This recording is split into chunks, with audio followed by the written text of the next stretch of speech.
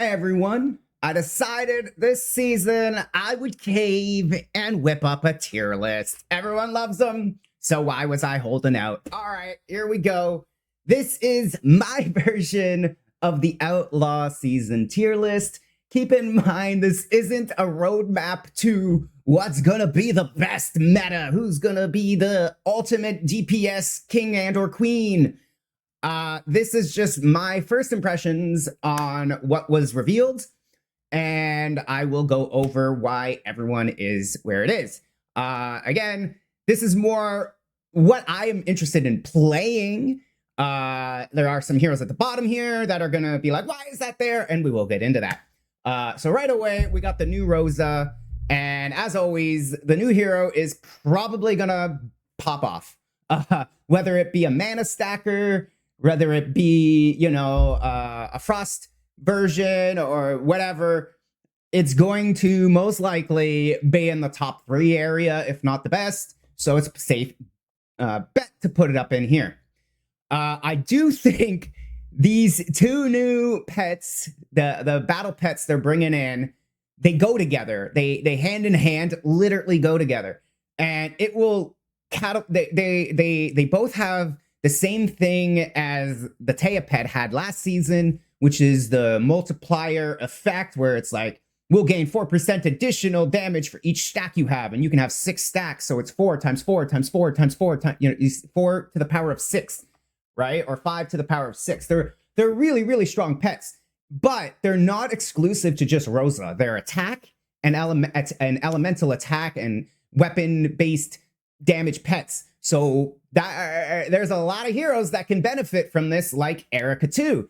She didn't get hit at all. A few, removal of skill here, blah, blah, blah. But they got rid of Electrocute, kind of a big deal. But other than that, she wasn't touched. And she was really strong before. So, you throw in some attack elemental pets with her. Boom, some strength.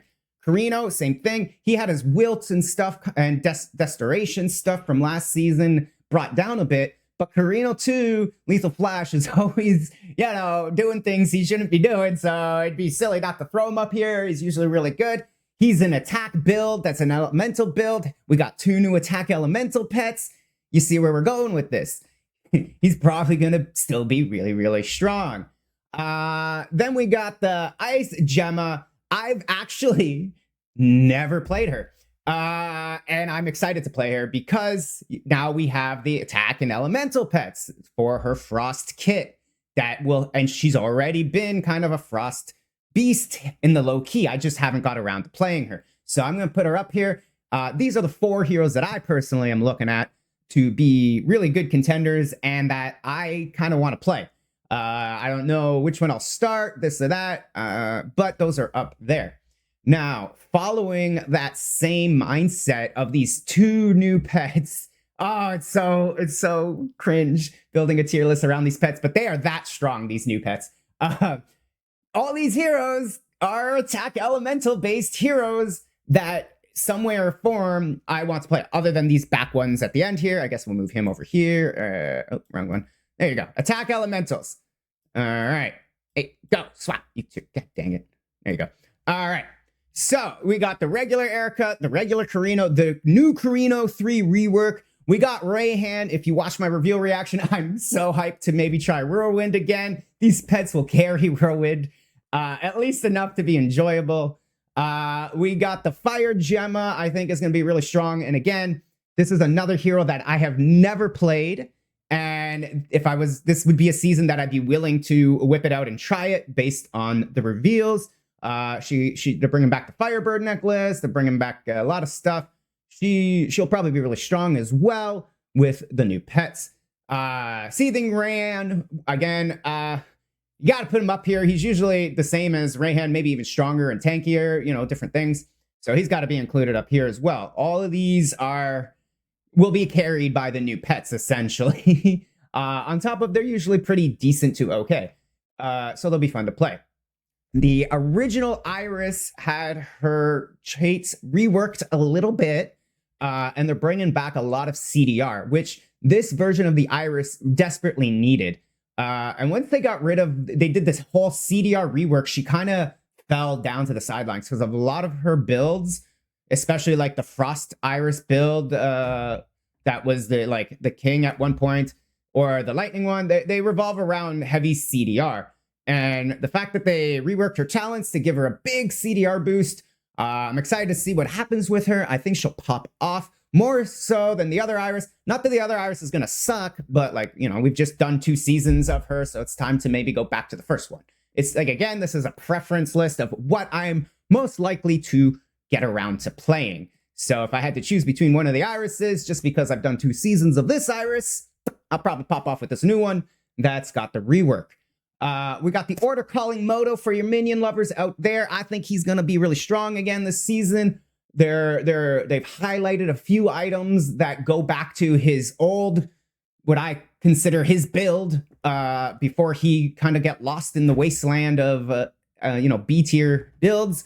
But essentially, it's the low life, does more damage type of archetype of a build. And that's his specialty with his overload. He needs CDR to get lots of overload going. But more importantly, his minions won't die when they're overloaded. So if you continuously always keep them overloaded, which in theory should be easy to do, they'll never die. They'll always have no life. They'll always have maximum damage from having no life. And you see where this is going. So I had to pick one of the 2 motos. I would want to play this one. Not that the other moto is going to suck. But again, it's a preference thing. Finally, these 3 heroes here are my Ring of Ice contenders. I think Ring of Ice is gonna pop off this season. It got a massive buff, and it was always a good skill to begin with. So when you give an already good skill a massive buff like that, you gotta call out the Ring of Ice heroes. So you got Selena, who's got a really, really good Ring of Ice build in her bubble form. You're like, but isn't she the channeling hero? She is the channeling hero, yes. But she also has another form where she does like the bubble casting stuff, and you can throw some Ring of Ice into those bubbles. Woo, and it's fun times. Yoga, obviously, spell bursting king, and you throw Ring of Ice with spell burst. You got boop, boop, boop, boop, boop, boop, boop, everywhere on your screen. It's good times. And then you're like, why is Taya 1 here? Well, it could be, honestly, I'm not a fan of the Taya 3. Taya 2. I think when she lost her memories and relics, I don't know. Point is, I do think the Tayas need to be included here because of the Ishfil Gloves rework, where it's like for each focus blessing, it used to be deal like 6 to 8 additional damage for each focus blessing, damage. And now it's been buffed up to like something like 14 to 15 or 16. I don't know, much higher numbers, almost doubled. And so if you're going to be wearing those gloves doing Ring of Ice, why not bring out a Taya, who's the blessing queen of stacking blessings? And on top of that, you got that blending. If they still have that blending belt mod, so you can transfer your tenacities or your whatever blessings to more focus blessings, I think she will be really, really good with the huge Ring of Ice boosts. Now, these heroes down here, I do think they're going to be good. But again, we have to spread out this tier list, so they're not all in playable. I honestly think all heroes will be able to get the job done this season. Now, does that mean they'll be able to kill season 20 boss? I want to say yes. I'm pretty sure all of them will be able to get there if they are willing to be creative with their builds. So, you can't throw everything into S tier or A tier. If they're all good, you got to spread them out some way. And the way I decided to spread them out, as I've mentioned a few times, is based on, am I going to play them and why or why not? So now we're down to the A tier. None of these, if you look at them, are really A tier. You got the Gemma, probably going to be really, really strong. The problem is, if I'm going to play a Gemma, I got 2 others that I'm more interested in playing, as you can see. Same thing with the Rosa.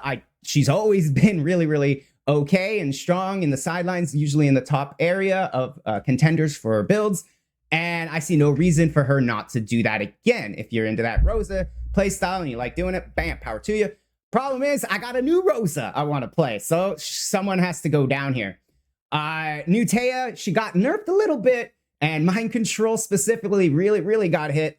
But I still think she'll be really strong. I still think she'll be okay. But again, I literally just played a whole season of her. I want a break.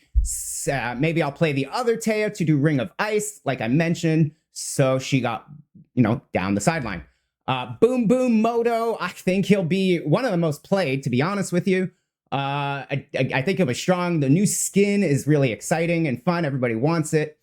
I don't think he's going to be bad at all, but he's always in a weird spot. Sometimes he's just flat out broken. But the deciding factor here, like every other hero in this A tier line, is I would personally prefer to try the other Moto this season based on the changes and everything like that. I don't think it's necessarily better. It's just something that I would want to try over this Moto. And why is my favorite hero in the game down here? You're probably wondering. Well, like I said, I played 2 seasons back to back of her. They specifically reworked the first Iris, who was, you know, the spawn of my love for the Iris playstyle. If I was going to do an Iris, I would definitely check out the original Iris this season. Finally, down in D tier, these ones may definitely fall in the weaker category. If there were any heroes, in my opinion, to fall in the weaker category, it might be these 3, and honestly, they're here because I have no way I'll be playing these heroes this season at all. 1, I never play Bing, never have, so he's defaulted here. Taya, 2, again, you know, you got the other Tayas to choose from. She's kind of meh on the, you know, the stacking here, the stacking there. She lost a lot of her power with the memory reworks, in my opinion. So she's down here. And then you got the purple Yoga. I just have no interest in playing purple Yoga.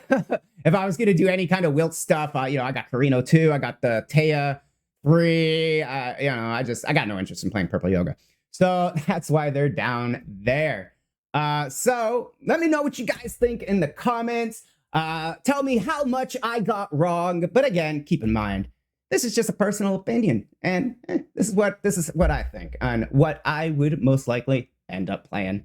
All right, guys, the season comes out in July 17th. That's 3 more days from now, at least in the North America region. July 18th for the, you know, Asia regions, and early morning for Europe regions. But yeah, hopefully you guys are all excited for it, as I am. This season looks to be, honestly, I felt like last season was made against me, and I still feel like this season was made for me. It is so much action. Loot is everywhere. It's going to be a good time. So hopefully you guys are all excited, and I'll see you guys on the 17th.